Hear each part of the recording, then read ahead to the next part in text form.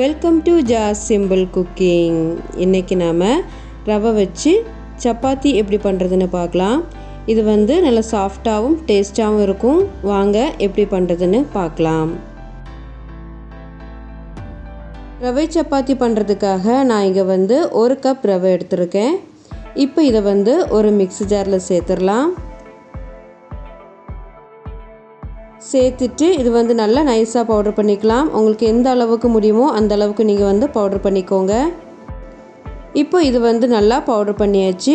இப்போ இது சைடில் இருக்கட்டும். அதுக்கப்புறமா ஸ்டவ் ஆன் பண்ணி ஒரு கடாய் வச்சுக்கோங்க. அதில் 1.5 கப் அளவுக்கு தண்ணி சேர்த்துக்கோங்க. நாம் எடுக்கிற ரவையை பொறுத்து தண்ணியோட அளவு மாறுபடும். இப்போ இதில் தேவைக்கேற்ப உப்பு சேர்த்து நல்லா கலந்து விட்டுக்கோங்க.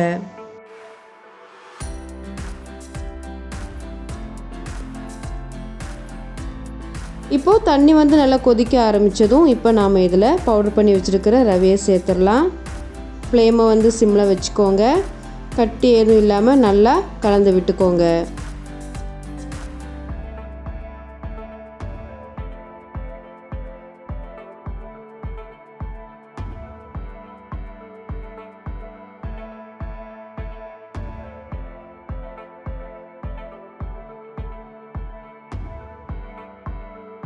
இப்போ ரவை சேர்த்து நல்லா கலந்து விட்டாச்சு. இப்போ நல்லா கெட்டியாக வந்திருக்கு. இப்போ நாம் ஸ்டவ்வை ஆஃப் பண்ணிடலாம்.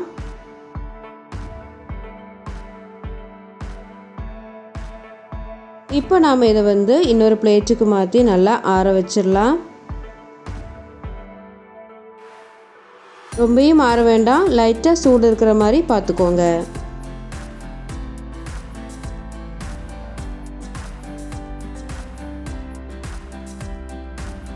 இப்போ இது ஓரளவுக்கு ஆறிடுச்சு. இப்போ இதில் 1 டேபிள் ஸ்பூன் அளவுக்கு எண்ணெய் சேர்த்து நல்ல சாஃப்டான சப்பாத்தி மாவு பதத்துக்கு நல்லா பிசைஞ்சிடலாம்.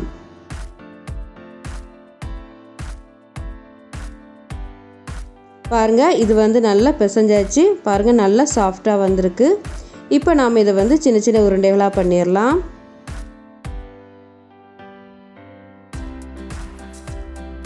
கிராக் எதுவும் இல்லாமல் நல்லா போல்ஸாக பண்ணிக்கோங்க. இப்போ இதே மாதிரியே மிச்சம் இருக்கிற எல்லாமாவையும் நம்ம உருண்டைகளாக பண்ணி வச்சிடலாம். நான் மொத்தம் 8 உருண்டைகளாக பண்ணியிருக்கேன். இப்போ ஒன்றா நம்ம தேய்க்க ஆரம்பிச்சிடலாம்.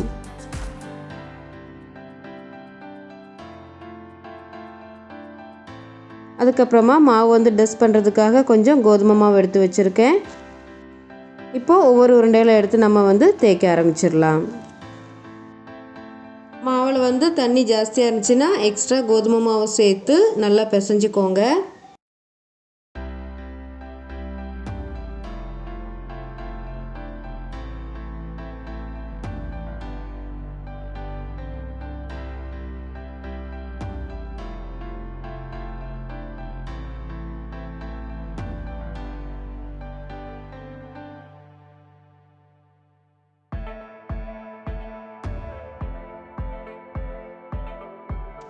பாருங்கள், இது நல்லா தேய்ச்சாச்சு. இப்போ இன்னொன்று பண்ணிக்கலாம்.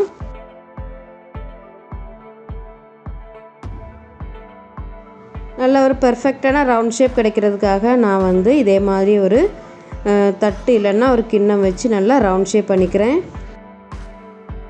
இப்போ அதோட ஓரங்களை ரிமூவ் பண்ணிடலாம். இப்போது இதுவும் ரெடியாக இருக்குது. இப்போ நாம் இதை தவாவில் போட்டு நல்லா வேக வச்சிடலாம்.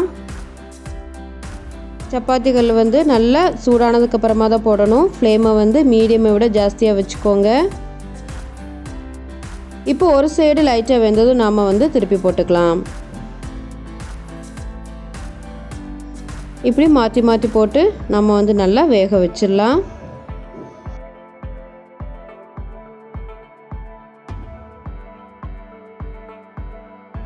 தோசை கரண்டியை வச்சு லைட்டாக ப்ரெஸ் பண்ணி விட்டுக்கோங்க.